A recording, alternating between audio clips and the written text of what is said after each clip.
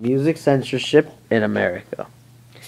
In the early 1980s, during the year of 1984, Tipper Gore, wife of prominent Senator Al Gore, strolled into the bedroom of her daughter to find singer Prince's single, Darling Nikki, a song based upon sexual themes, blasting in her daughter's ear.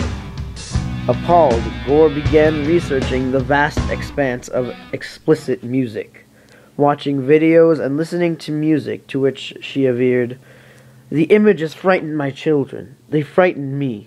I am frightened, way frightened. The graphic sex and violence were too much for us to handle." Following the example of the earlier national PTAs, Parent-Teacher Associations, attempt to enact the placing of stickers upon albums to warn of explicit content, Tipper Gore, joined by Susan Baker, wife of the Treasury Secretary who suffered a similar experience as Gore, lobbied to form a parental music resource center in late 1985. Pam Hauer and Sally Nevis joined in the attempt to establish this resource center. Thus was born the PMRC, an order of both vulgar repugnance and parental acclamation. In philosophy, the PMRC claimed the vials and poisons of rock music were derived from the slow death of the nuclear family, the full two-parent American family. This created a misguided zeal to censor all rock music.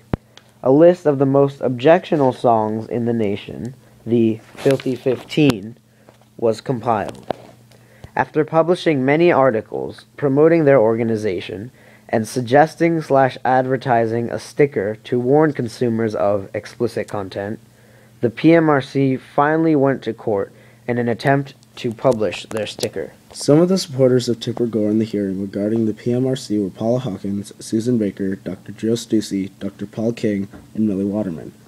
Paula Hawkins presented to the court 3 record covers, which consisted of Pyromania by Def Leppard, Wow by Wendy O. Williams, and Animal by Wasp. She also displayed the music videos for Hot for Teacher by Van Halen and We're Not Gonna Take It by Twisted Sister.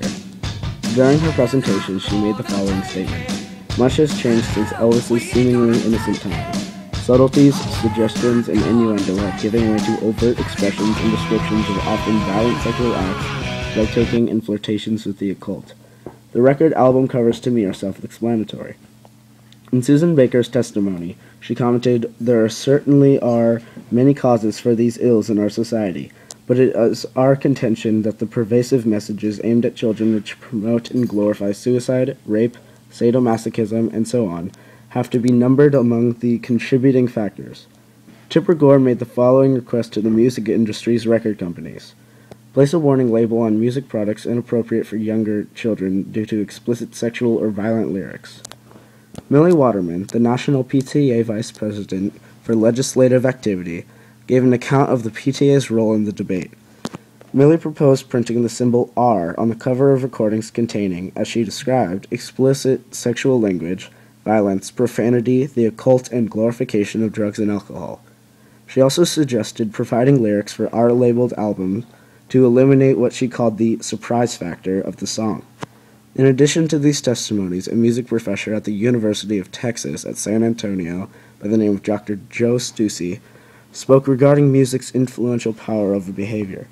He argued that heavy metal was different from earlier forms of music, such as jazz and rock and roll, because it was mean-spirited and had one of its central elements, the element of hatred. Another supporter, Dr. Paul King, who was a child and adolescent psychiatrist, testified a statement that many adolescents read deeply into song lyrics. He discussed what he believed was the deification of heavy metal musicians and the presentation of heavy metal as a religion to adolescents. Many people found the PMRC's proposal offensive and outrageous, but 3 specific musicians had the opportunity to speak in the Senate hearing against the PMRC. These musicians were Frank Zappa, John Denver, and Dee Snider. The first testimony was from Mr. Frank Zappa. Mr. Zappa accused the PMRC of being an ill-conceived piece of nonsense which fails to deliver any real benefits to children and infringes the civil liberties of people who are not children. Frank Zappa spoke out against the PMRC, accusing it of breaking the freedom of speech, our country's First Amendment. He also stated that he called the PMRC and asked the woman if the PMRC was a cult. She finally told him she could not give him an answer and would have to talk to their lawyer. Mr. Zappa even said that the idea of putting ratings on music was unconstitutional, and that if anything was to be done, they should display the music's lyrics on the album. The next musician to testify was folk musician John Denver. He was strongly opposed to censorship of any kind. He stated that people who censor music usually interpret it the wrong way. He had first-hand experience with this because his song Rocky Mountain High, which was about the natural beauty of Colorado, was interpreted as drug references. He also stated that censoring music does not work, because that which is denied becomes that which is most desired, and that which is hidden becomes that which is most interesting. Consequently, a great deal of time and energy is spent trying to get at what has been kept from you. The most interesting thing about Mr. Denver's testimony was that the PMRC thought that he was going to favor them, thinking that the lyrics would have disturbed him, but instead he came out in flashing colors against them. The next artist was Mr. Dee Snider, from hard rock/metal group Twisted Sister. He strongly opposed censorship, thinking that music would be unfairly interpreted. In his song Under the Blade, Tipper Gore accused it of having sadomasochism, rape, and bondage themes, when Snider swears it was about surgical procedures. He stated, "The only sadomasochism, bondage, and rape in the song is in the mind of Mrs. Gore. Mrs. Gore was looking for sadomasochism and bondage, and she found it. Someone looking for surgical references would have found them as well." He concluded that the responsibility of what music their children should listen to falls on the parents, not the government. Before the Senate hearing ended on November 1st, 1985, the RIAA agreed to put labels on albums, but unlike the original idea to have the sticker showcase the individual obscenities of an album, it was a generic parental advisory sticker, the kind that are still on albums today. This became known as the Tipper sticker. Many stores, including Walmart, refused to sell albums with a label, while some just limited the sales of those albums to adults. One of the first albums to get a Tipper sticker was Frank Zappa's Jazz from Hell, which was only an instrumental album, containing no lyrics at all. It has been 27 years since the parental advisory stickers have been in use, and in this time, many artists have protested against the PMRC and the Tipper sticker. For example, the band Danzig had a top 40 hit called Mother in 1988, which heavily criticized the PMRC and the sticker. Metallica's 1986 album, Master of Puppets, had a parody of the sticker in the shape of a stop sign.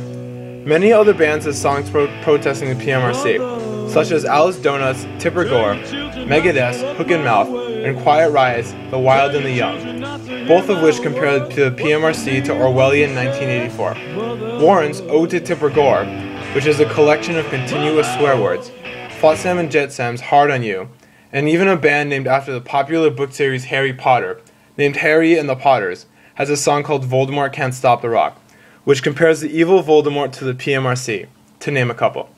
There are also many song and album names I cannot mention, due to the explicit nature of their titles. Other acts of defiance occurred, such as a band Ministry urging their fans to cut out the sticker and send it back to the PMRC. Guns N' Roses, Frank Zappa, and Queens of the Stone Age had a fake sticker on their albums, Use Your Illusion 1 and 2, Era Vulgaris, and Frank Zappa Meets the Mothers of Prevention, respectively. In Tool's music video of Hush, they stand naked with a parental advisory sticker over their genitalia and duct tape over their mouths. Rage Against the Machine did a similar thing at Lollapalooza, except they stood completely naked, with duct tape over their mouths, and the letters PMRC written across their chests. Despite the general loathing of the sticker, many artists claimed it helped promote sales. This is expressed in Ice-T's song Freedom of Speech and Furnace Face's song We Love You, Tipper Gore. The group The Company Band states in their song Zombie Barricades that the USSR and the PMRC should return because we need that motivation. Philip Bailey, the American R&B artist, said, "For the most part, the sticker might even sell more records in some areas. All you've got to do is tell somebody this is a no-no, and then that's what they want to go see." This would especially apply to children, who the stickers are made to protect. For example, a major part of the rap artist Eminem's fans and buyers are teenagers. In the end, Tipper Gore and the PMRC got what they wanted, a label to warn buyers of explicit content on an album. Was it really worth the price, though? It caused many musicians to become angry, and it put a black mark on albums deemed bad, which is unfair for the artists. It also had an opposite effect of what was intended.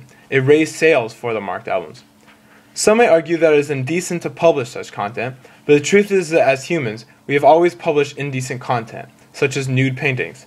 If one feels uncomfortable with such content, that is that person's opinion and they are entitled to it, just as everyone else is entitled to theirs. The person who finds it uncomfortable has a choice, in this case of music, to not listen to it, and has a choice to keep their children from listening to it. If the artist wants to express a certain opinion with certain language, that is his choice. as protected by the First Amendment in the United States Constitution. In the end, it's all up to the parents to decide what is suitable for children, not a form of censorship to do so.